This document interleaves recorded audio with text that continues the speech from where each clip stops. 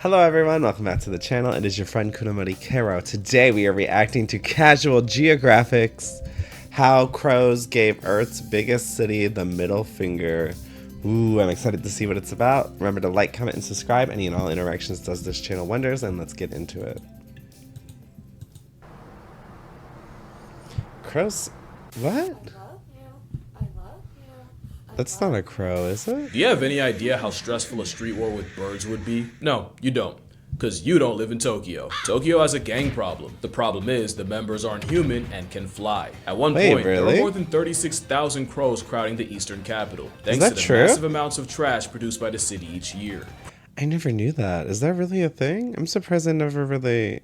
Crows are basically monkeys minus thumbs, but with unlimited airtime, and as corvids, along with others like ravens, jackdaws, and magpies, make up the smartest group of things. Ooh, look at the magpies. They look fucking awesome. I need to stop getting distracted. With wings on the planet. Smart enough to use cars as nutcrackers, only to collect when the walk sign's on. And smart enough to memorize garbage routes for different parts of the city, just to snatch trash before the workers do. But a habitual feather menace won't just wait for you to trash it, as Tokyo crows have robbed people to steal their food. The bird called Garasu has bloodied the faces of school children while trying to make off with candy, and have even broken into classrooms to raid lunchboxes. They'll also storm zoos for a living lunch, often in the form of kidnapping baby prairie dogs and ducklings. Not to mention they'll attack livestock, pecking at the udders and causing cuts that can lead to infection. That is if they don't just bleed out. In 2017, Tokyo's government received... I didn't think... Wait, like crows? Crows? Can crows be such dicks? I didn't know that. I didn't know they were like such assholes. 600 complaints of civilians thrashed by the aerial urbanite, with most coming in the spring, their nesting season. Which brings another problem. Crows nesting in utility poles have caused blackouts, and using fiber optic cables as material has brought down entire broadband networks. One time even shutting down high-speed bullet train service in Akita. Hundreds of millions in yen are spent each year removing nests, with the Hokuriku Electric Company stripping 15,880 in 2018. Yet somehow the crows seem to shake it off. How? Well, because the crows started making decoy dummy nests to lead them away from the real ones. Crows and Tokyoites have been... There is no way that's a thing. Is that true? Crows ain't that smart. I think we're giving them too much credit. Maybe we're giving them too much credit. Beefing for years, but it didn't escalate until a certain event in 2001, when one crow decided to dive bomb a man while he was playing golf. That man was Governor Shintaro Ishara, and he swiftly declared conflict on the corvids, with promises of changing Japan's national dish to crow pie. Since then, it's been on site and flight, with the government trying everything to combat a vindictive air terrorist, employing hawk mercenaries to try to fight fire with feathers, and even installing beehives in the heart of Ginza, so the Gimpachi can give the crows a taste of arguably even more of a flying crash out. But one thing about Japan, you don't with the Yakuza, and these air gangsters have been testing people in ways arguably no other city animal ever has. And for all humanity's hubris, this might be the one time we have to eat crow. So, are they like similar to how pigeons are so disgusting and ravaging Chicago? Because I feel like you could say the same thing kind of about pigeons. Pigeons, they will like beat the shit out of you if you don't watch yourself. Like, especially when you're taking public transport, they don't give a shit. You'll see them on the L, just like jumping in and taking rides and shit. And not in the way that Chiji had in mind. So how did a bird manage to humble a nation the most since the Emu War of 32? Because at least emus are damn near dinosaur size. Well, like almost everything else, it started with our garbage. Tokyo produced 3.52 million metric tons of trash in 2001, and in 1994, the government switched from black plastic bags for curbside pickup to semi-see-through calcium carbonate options. The intent was to reduce environmental impact, but a consequence was the scavenge happy could now see what was in the bags and had a much easier time finding takeout. In recent years, Tokyo has seen a rise in bears and boars commuting into the city for trash, and wild macaques have continued to be a problem. But according to a wildlife management study, out of the 10 major invasive species, it was crows that caused the highest percentage. Let's look at the animals. Crow, bear, monkey. What the hell is a tall goldenrod? A plant? A plant? Is that... what? That's lethal? I'm confused about that one. Someone needs to tell me about that one. Of harm, and it was also crows that people were most in favor for lethal measures against. The gag is, crows in Tokyo aren't invasive. People just hate them off principle. But if just liking trash was the only barrier of entry, Japan would have more problems than a flying black air force. The problem is, crows had a counter for almost everything thrown at them. First is that crows have great memories and hold grudges. In 2006, remember that year, the University of just Washington reading the conducted an experiment where 7 crows were trapped and eventually advertising. released by people wearing scary masks. Not too long What? after, study leader Professor John Marsloff was strolling the campus with the mask when 47 out of the 53 crows he encountered violently rejected to his presence. Each following year, the number of vindictive, on-site campus crows grew and peaked in 2013. Even though at this point, they'd only see the mask twice a year for a few hours, and especially even though most of the crows on the offensive weren't even alive at the start of the study. It wasn't until September 2023 that the harassment eventually stopped, and it probably wasn't even that they forgot. Just that it took crows know 17 years people? for them to Do drop not the be vendetta. alarmed. There's also the implication that crows can communicate so well that even those born after the study could instantly tell which masks meant bad. So yeah, that memory is good for more than just garbage routes. Ooh, this does make me kind of want to look up if this shit is real. Is it just me? It's just like a lot of it. I'm like, what? I'm like getting so like blown off base, you know? Mind shattering.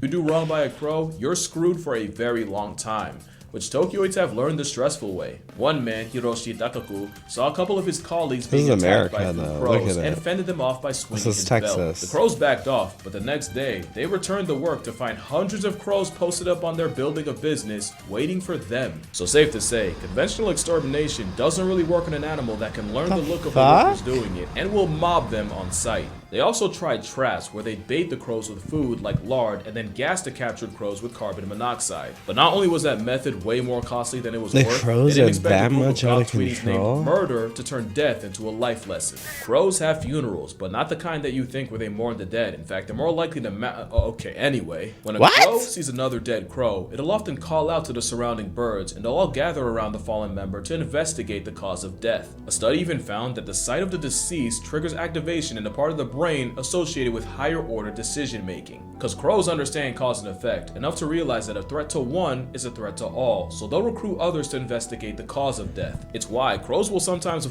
That's pretty cool, but pretty scary at the same time to know that an animal has that much ability to comprehend a situation. And that would scare me. Honestly, I am getting a little scared of crows. avoid a field for years if they see a past tense crow there once. The same study also found that crows will harass any human seen near the corpse, likely pinning the death on them, shit. but will also do the same if they see a human with a hawk, probably realizing that a hawk and a hawk. human can equal a bad time. So mass crow killings barely put a dent in the population, and speaking of hawks, they weren't as effective as the government hoped, as although big enough hawks will murk crows, crows will use their numbers to effectively mob birds of prey and chase them off. You see where I'm going with this, right? These Flyinsteins had a counter for everything. The Tokyo terrors would avoid areas with traps, and any crow deaths were likely reported on and adjusted for by the greater crow community. And let me just remind you that crows were out here making decoy nests to slow their human ops down. Even with the crow cavalry falling from its near 40,000 population peak, in 2010 there were still an estimated 20,000 running the naked city, causing the government to get even more creative. This is how bad it got. Tokyo had researchers studying more than 10,000 different crow sounds and isolating the specific sound they make in response to a predator, and playing those calls on loudspeakers near trash sites. Basically what pilot whales do to orcas, Japan had to resort to with a bird. But really, the only thing that made a difference was regulating the very problem that caused it. People started covering their trash with blue protective tarps, and Utsunomiya University professor Shuei Sugira helped develop a special yellow garbage bag that the crows couldn't see through. And Did it that had to actually be a stop very them? specific yellow, or else it wouldn't work. Many places like restaurants in Ginza pivoted to having their garbage collected I'm at interested. night I'm wondering instead if that of the actually crow's prime worked. time of late morning. But by far, the most effective measure was just making less trash in the first place. And Tokyo's 3.52 million metric tons of trash in 2001 was cut down to 2.45 million in 2024. Eventually, the crow numbers would start to chip away, and in 2026, That's really the good. That's population is impressive. only 20% of its peak 2 decades ago. That was the only way a trash terrorist was going to be beat, as bird experts noted that the traps would only work on younger, dumber crows, and that the birds even figured out how to work around the protective tarps. But some experts worry that the war isn't over, that it's only a matter of time before the next wave of street-smart crow fiends rise up again. Crows are just too smart to be defeated by conventional methods, because crows are not a conventional bird. In fact, they might have the most unconventional form of I'm so self-defense. confused. Crows are the Are biggest they on trolls in their- the animal kingdom, and I don't think it's close. So what if I told you the rage bait's strategic? Let me explain. Crows are omnivore opportunists, and a lot of those opportunities come from scavenging, but scavenging can put them up against much bigger, more powerful predators. So crows will often be so annoying that they force the competition to rage quit, and they'll do this by pulling feathers, and they'll do this to some of the largest birds of prey. Stellar sea eagles are big enough to catch an AI accusation, but a crow will still tail check them. And in this video, you start to see why, with this crow pulling up on 2 turkey vultures and repeatedly baiting one of them until the vulture finally has enough and makes it the bystander's problem, allowing the crow access to the bird bath. An even more extreme example was a crow arriving at a fresh carcass and waiting for stronger vultures to tear into the hide he couldn't. And with the gift box open, the crow immediately started pulling tails and testing patience. Why don't they just kill the damn crow? Instigated a vulture brawl, during which he snuck in and stole him a piece. It seems the habitual line stepping is a way for the crow to counter brawn with brain. Damn. Crows will use troll tendencies on anything from seagulls to eagles, from deer to dogs. Well, there's one animal that always seems to fall for the rage bait. The number of cat fights provoked by crows is actually insane. I don't know what that crow said to that cat to make him crash out like that, but surely someone's mother was involved. And then they're always right there to enjoy the violent fruits of their instigation. That's so funny. Just like he just jumps at another cat. The bird is just enjoying Crows don't want it. peace. They thrive off problems. Just to hover above it like a boxing promoter. Now, it's possible the crows recognize the cats as a threat, and this is a 900 IQ play to kill 2 birds with 1 stone, or 2 cats with 1 crow. It would make sense for crows to turn cats on each other, especially if they have fledglings or a nest nearby. But crows are also smart enough to just do stuff for fun, and they're smart enough to use tools to do it. So I can 100% see crows using live cats as tools for their own amusement. Especially since in a lot of these clips, the crows don't look like they have anything to gain. No food, no agenda, just free will and love of the game. So what do you think? Anti-predator measures, resource access strategy, they're or just pure assholes. Who's to say it's not all 3? But whatever it is, it does unlock a new level of the crow's IQ. Theory of mind is the ability to recognize that other beings have thoughts and mental states that can be used to predict or even manipulate behavior. Here's a quick test. Let's say person A puts a sandwich in the that some animals have to have it, person right? B comes along and takes the sandwich out the fridge and puts it in a pencil drawer. At lunchtime, where's the first place person A would look? If you have theory of mind, you'd say the fridge because that's where A left it, and you know that they don't know that person B is a sandwich thieving waste of carbon. Now, if you're thinking, well, obviously no shit. Well, congratulations. You have the emotional bandwidth of at least a toddler. But crows have shown advanced levels of theory of mind just by knowing that if they frustrate a cat long enough, the cat will eventually take it out on a fellow cat. Another example is crows will often hide food, but will also pretend to hide food if they know they're being watched, making a big show out of it and even making sounds associated with being happy just to keep the food stuffed in their beak and hide it for real later. And it's the crows that do the stealing that are most likely to perform theft insurance, meaning they can put themselves in the mind of another crow and act accordingly. Now, I don't want to act like this is a super complex thing. Like, squirrels will do the same misdirection to protect their nuts. We're just going to ignore that they often forget where they put them for real and that ADHD builds forests. But crows take it further than anything. I mean, that kind of takes it away, right? Crows building dummy nests to fool Tokyo bird control is another example. But my favorite example was this story of a crow that got bullied off parking lot fries by 2 seagulls, and after repeatedly trying to take back what was his, seemingly gave up and flew off and appeared to find what looked like other food. Well, of course, this got the seagulls' attention, and with all their biblical greed, they flew over to steal again, and while the seagulls were left with the stick the crow was posturing as food, the crow was able to spin back and take the fries, their pride, and the W. Along with theory of mind, crows were also able to pass Aesop's test. In this one, the animal would need the foresight to understand that they Oh wait, didn't he bring this up in the other one we just watched about the raccoons? Water level high enough. Raccoons were able to pass the test, as were apes, although they got creative, with an orangutan spitting water into the tube to grab the prize, and a chimpanzee just peeing in it. When it was the crow's turn to step to the plate, not only did they pass, they knew enough to use solid sinking objects over those that float, and understood that using the same logic with a tube full of sand made no sense. That performance put the crow on par with a 5 to 7-year-old child, which again, is pretty solid for an animal with a brain the weight of 3 nickels. Interestingly, crows did not pass the mirror test, and save for 2 European magpies, corvids in general didn't seem to recognize the bird in the mirror. But they do seem to understand the concept of reflection, with Caledonian crows able to find hidden food that was only visible by looking at a mirror from a certain angle. But forget everything I just said. Did you know crows can understand analogy? Being able to clock an analogy like bird is to air what fish is to, water was how do we know they could do that? Studies show that primates like chimpanzees and even monkeys like baboons can learn the concept. So how do we figure out crows can too? I'm gonna explain, but first you gotta lock in. Yeah, okay, like how do we know if they actually understand it? So this test, led by Edward Wasserman of the University of Iowa, started off pretty simple. First, they trained 2 hooded crows to match the correct card to the sample card. They'd have 3 cards and 2 cups. The card in the middle would be the sample card, and it would be something like 2 blue circles, and the 2 cards would be on top of the 2 cups, and one card might be something like 1 red and 1 blue circle, and the other one could be a square and a triangle. See, now the crow would have to understand that the correct card would be the one that also has 2 circles, and picking the right one would reveal a juicy mealworm at the bottom of the cup. The other cup contains nothing, because wrong answers deserve nothing. Another example would be if the middle card had 2 pink squares, and option 1 had a pink circle and a pink triangle, and option 2 had 2 green triangles, then the correct answer would be the one that also has all pink. The crows passed easily. But that wasn't the experiment. That was the warm-up. Because I just described identity matching to sample, IMTS. The real test would be if they could solve relational matching to sample, or RMTS. RMTS basically means if the sample pair is AA and your options are BB and CD, then the right answer would be BB. You would pick BB. If the sample was CD and your options were EF and GG, you'd pick EF. See, now that's analogical thinking, because AA and BB aren't literally the same, but they are in terms of the relationship the letters in the pair have to each other. So right here, the crow would have to understand that because the sample card has 2 different samples, then the card with the reward would also have 2 different shapes. Nice. Alright, try it again. Bueno.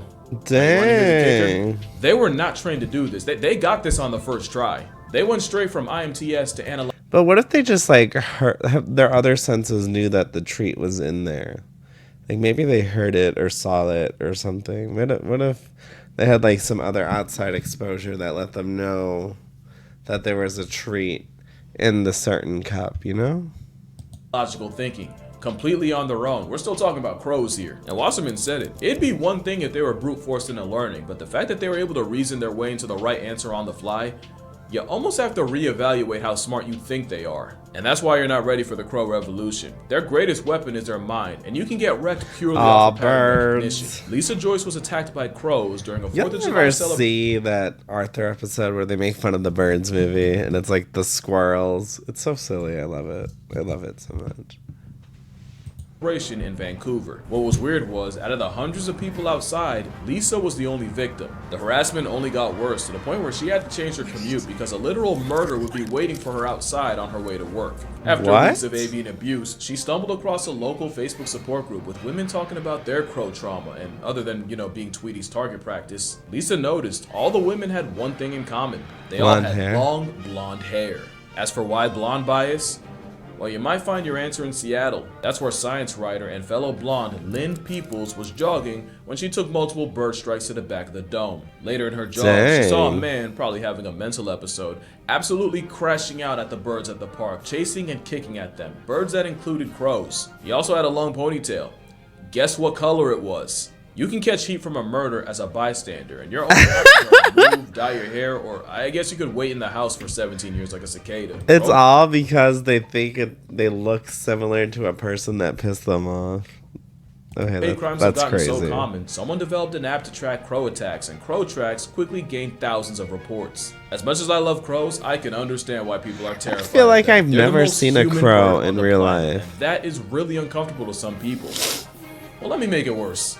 Because corvids like crows, but especially ravens, have had a relationship with wolves that is eerily familiar. You see, corvids will scavenge off wolves' leftovers, but often it's the flying dry snitch that leads the pack to them in the first place. In return, the wolves seem to tolerate the birds picking at the meat once the wolves have ripped it open. But it's not just a business relationship, as ravens and crows have been seen playing with wolves in Yellowstone. Sometimes grabbing sticks to play tug-of-war, or sometimes even flying above the wolves to get them to jump at them. The birds seem to especially favor playing with wolf pups, and naturalists watching swear by corvids having emotional bonds with specific members of the pack. Not to mention Caledonian crows, the ones that pass the tube test, can not only use tools, but they'll build them, like with multiple steps. Like if you give a Caledonian a box with food and a bunch of sticks, but none of the sticks are long enough to reach the prize, the crow has the presence of mind to combine multiple sticks to retrieve the treat. That kind of compound tool use basically puts them at primate tier. So let's see here, able to use tools, hold grudges, wage straight up war, befriend that is scary. Yeah, either they're the humans of birds or we're the